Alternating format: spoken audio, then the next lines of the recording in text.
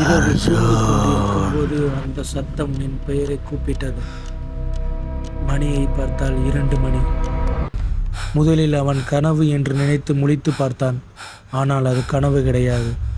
கதவை தட்டும் சத்தம் கேட்டது. கதவின் சத்தம் கேட்ட பிறகு அவன் நடந்து சென்று அந்த கதவை திறந்தான். ஆனால் அங்கு யாரும் இல்லை.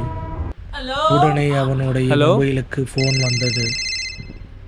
நான் உன் பின்னாடி தான் இருக்கிறேன் என்று அதில் கூறியது.